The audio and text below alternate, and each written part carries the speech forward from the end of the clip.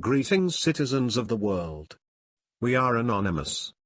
On Sunday, June 12, 2016 at approximately 2 a.m., 29-year-old Omar Mir Sadiq Mateen began a mass shooting at the nightclub known as Pulse in Orlando, Florida. Mateen took 30 hostages as shots were exchanged between him and Orlando police. At 2:22 a.m., Mateen made a call to 911 pledging his allegiance to ISIS, the known terrorist organization. For 3 hours, police and Mateen were in a standoff until police SWAT drove an armored vehicle into the building, used stun grenades to disorient, then shot and killed Mateen. Over the day, the death count rose quickly to a total of 49 Americans left dead with at least 53 wounded.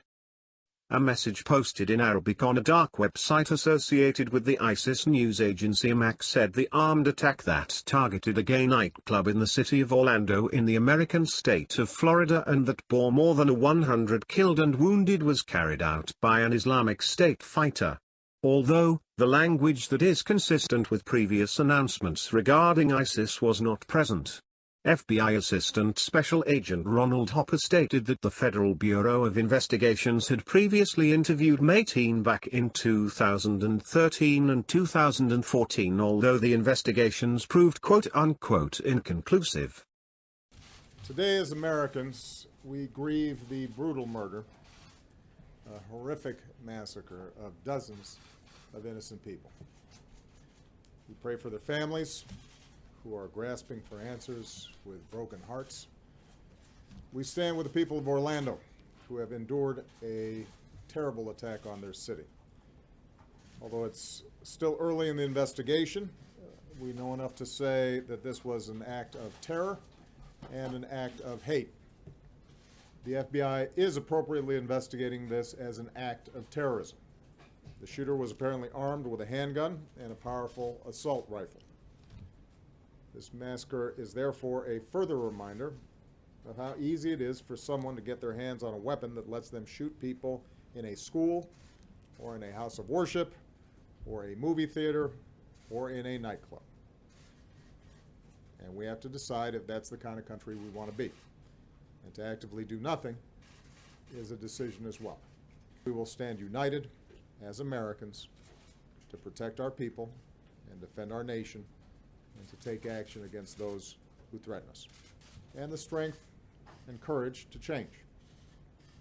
We need to demonstrate that we are defined more as a country by the way they live their lives than by the hate of the man who took them from us. Barack Obama.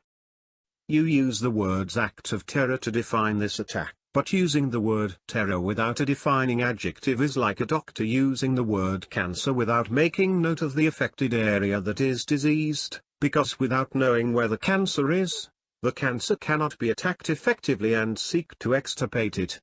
So is the same as terrorism. You're so determined to avoid the reality of radical Islamic terrorism, that you make statements such as God giving us the strength and courage to change. Your statement is appalling and disgraceful.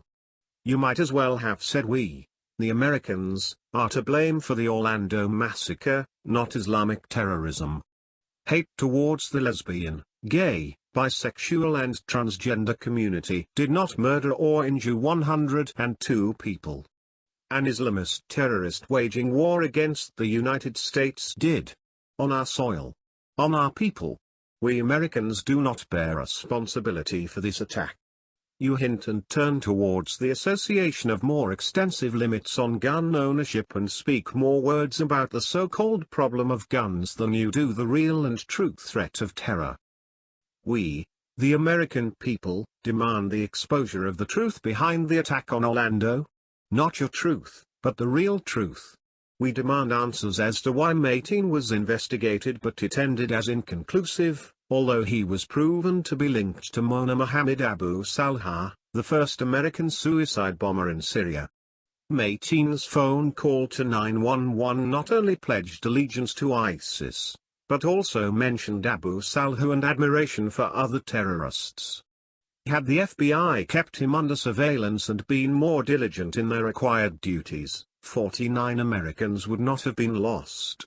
Barack Obama, if you would be more diligent in your required duties and acknowledge the real terrorist threat we are currently facing and show more attentiveness to exterminate it, maybe America would not be at war on our own soil with Islamic terrorists committing lone wolf attacks around the nation.